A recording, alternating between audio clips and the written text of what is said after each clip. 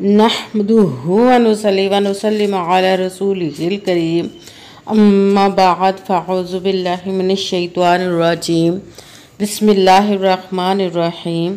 मेरे मुअज़्ज़ज़ सामाईन अकराम, अस्सलामु अलैकुम व रहमतुल्लाहि व बरकातुहू।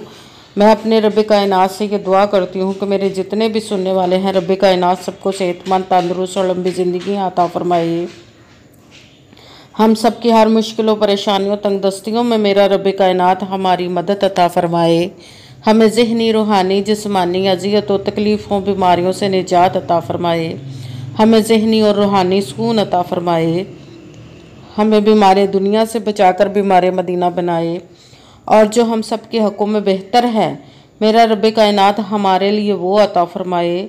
और जो हमारे हक़ों में बेहतर नहीं, उसका ख्याल भी हम सब के दिलों से निकाल दे और हम सबको अपनी रज़ा पर राज़ी रहने वाला बना दे। आमीन सुमा आमीन। माशाल्लाह से आज रबीउल सानी की 9 तारीख़ और इतवार का दिन है।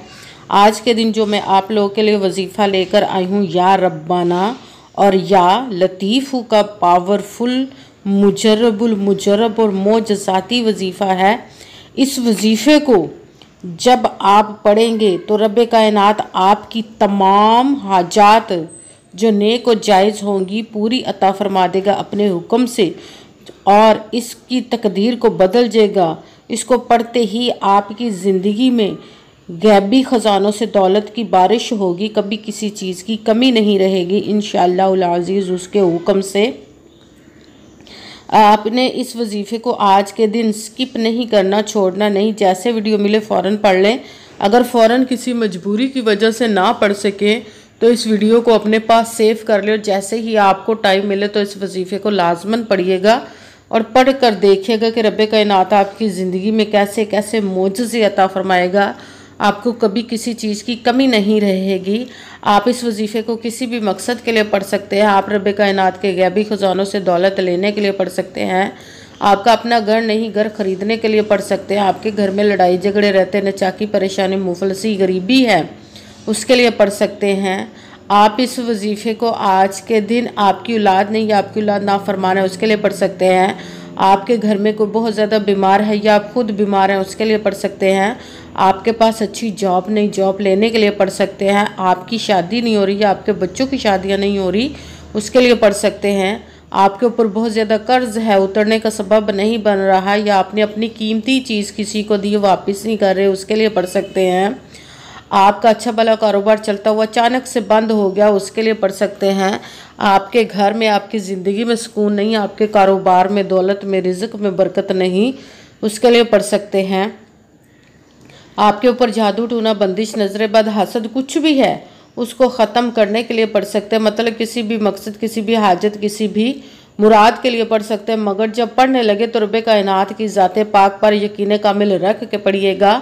कहते हैं कि यकीन कामिल होता है, पीर कामिल नहीं होता। और अच्छी नीयत रख के पढ़िएगा कि रब कायनात कुरान पाक में इरशाद फरमाता है, इन्नमल अमालु बिन्नियात, कि जो अमलों का दारोमदार होता है वो नीयतों पर होता है। अगर हमारी नीयत अच्छी है तो हमारा अमल भी अच्छा होता है, और अगर हमारी नीयत ही अच्छी नहीं तो हमारा अमल भी अच्छा नहीं होता। चाहे हम जितनी मर्ज़ी मेहनत कर ले, जितनी मर्ज़ी कोशिश कर ले, हमें उसका फल, उसका अजर अच्छा नहीं मिलता। इसलिए अच्छी नीयत रख के, पुख्ता यकीन रख के, और 5 वक़्त की नमाज की पाबंदी लाजमन रखिएगा। फिर इस वजीफ़े को कीजिएगा। वजीफ़ा करते वक्त आपके दिलों में, जहनों में ऐसा वसवसा नहीं आना चाहिए कि हम ये अमल कर रहे हैं, पता नहीं हमारी मुराद पूरी हो या ना हो। ऐसा हो नहीं सकता कि हम रब कायनात के किसी इस्म का या कलाम पाक का वजीफ़ा पढ़ें और हमें कामयाबी ना मिले। ये हमारे ईमान की कमज़ोरी जिसकी वजह से हमें नाकामी मिलती है। आपने सिर्फ अमल करना, उसका फल, उसका अजर देना उस ज़ाते पाक का काम है, क्योंकि उसकी दस्ते कुदरत से कोई चीज़ बाहर नहीं, उसके कुन कहने की देर है और फ़याकून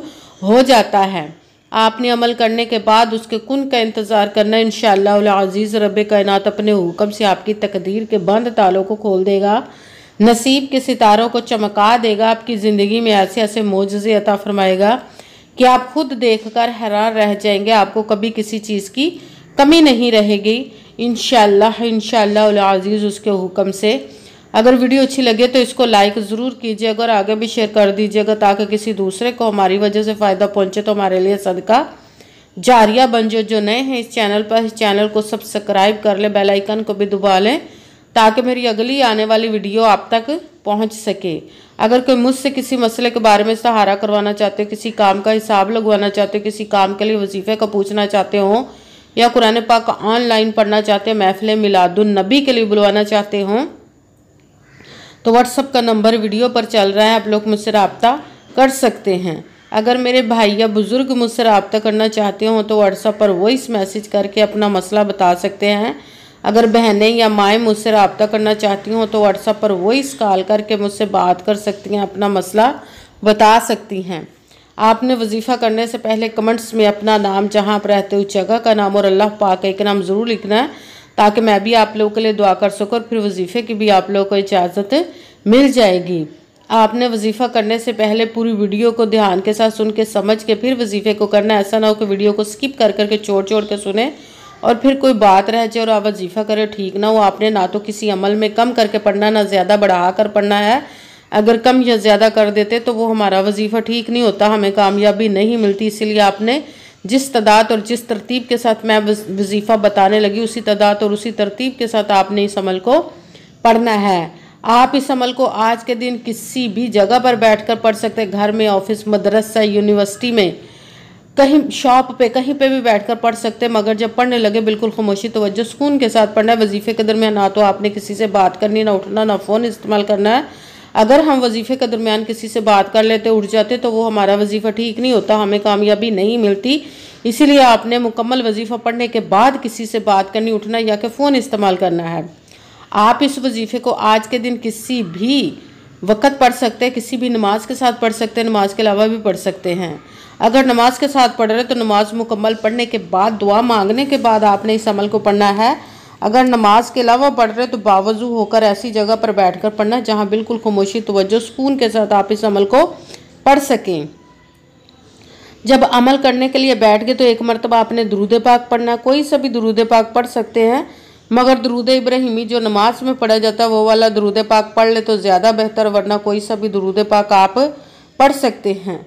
दुरूद पाक पढ़ने के बाद आपने एक मरतबा आऊज़ु बिल्लाहि मिनश शैतानिर रजीम बिस्मिल्लाहिर्रहमानिर्रहीम पढ़कर अपने मकसद की नीयत कर लेनी, जिस मकसद, जिस हाजत के लिए आप इस अमल को पढ़ने लगे हैं। फिर सबसे पहले नंबर पर जो आपने वजीफ़ा पढ़ना है वो है या रब्बाना, या रब्बाना, या रब्बाना, या रब्बाना, या रब्बाना, या रब्बाना। इसको आपने 7 मरतबा 7 टाइम पढ़ना। फिर साथ ही दूसरे नंबर पर जो वजीफ़ा पढ़ना है वो है कुरान पाक की सबसे छोटी, लाडली, ज़िद्दी सूरत, जिसको दौलत का पावरफुल मुजर्रब वजीफ़ा माना जाता है, सूरह कौसर का अमल करना है। बिस्मिल्लाहिर्रहमानिर्रहीम इन्ना अअतैना कल कौसर फसल्लि लिरब्बिका वनहर इन्ना शानिअका हुवल अबतर। सूरह कौसर को आपने एक मरतबा 1 टाइम पढ़ना। फिर साथ तीसरे नंबर वाला वजीफ़ा रब कायनात के एक इस्म मुबारक का पढ़ना है, या लतीफ़ू, या लतीफ़ू, या लतीफ़ू, या लतीफ़ू, या लतीफ़ू, या लतीफ़ू, या लतीफ़ू। इसको आपने 11 मरतबा 11 टाइम पढ़ना है। सबसे पहले एक मरतबा दुरूद पाक पढ़ा, फिर एक मरतबा आऊज़ु बिल्लाहि मिनश शैतानिर रजीम बिस्मिल्लाहिर्रहमानिर्रहीम पढ़कर अपने मकसद की नीयत करनी, जिसके लिए आप इस वजीफ़े को पढ़ने लगे। फिर पहले नंबर पर जो वजीफ़ा पढ़ना है वो रब कायनात या रब्बाना, इसको आपने 7 मरतबा 7 टाइम पढ़ना। फिर साथ दूसरे नंबर पर बिस्मिल्लाहिर्रहमानिर्रहीम इन्ना अअतैना कल कौसर फसल्लि लिरब्बिका वनहर इन्ना शानिअका हुवल अबतर। सूरह कौसर को आपने एक मरतबा 1 टाइम पढ़ना। फिर साथ ही तीसरे नंबर वाला वजीफ़ा या लतीफ़ू, इसको आपने 11 मरतबा 11 टाइम पढ़ना। फिर वही दुरूद पाक पढ़ना जो दुरूद पाक आपने वजीफ़ा शुरू करने से पहले पढ़ा था। जब दुरूद पाक पढ़ लिया, अब आपका वजीफ़ा मुकम्मल हो गया। अब आपने दोनों हाथों को रब्बे कायनात की बारगाह अक़दस में बुलंद कर लेना। सबसे पहले अपने गुनाहों की बख्शिश की दुआ मांगनी, फिर जिस मकसद जिस हाजत के लिए आपने इस वजीफ़े को किया उसकी खूब दुआ कीजिएगा और दुआओं में मुझे भी याद रखिएगा, मेरे लिए भी दुआ कीजिएगा। जज़ाकल्लाहु खैरा। जिस मकसद जिस हाजत के लिए आपने इस वजीफ़े को किया, रब्बे कायनात अपने हुक्म से, अपने प्यारे महबूब के सदका से, अपने कलाम पाक और इसमें मुबारक के सदके और इस प्यारे प्यारे माह मुबारक रबीउल सानी के सदके आपकी तमाम नेक और जायज़ हाजात को कबूल व मंजूर अता फरमाए। आमीन सुम्मा आमीन। अस्सलामु अलैकुम व रहमतुल्लाहि व बरकातुहू।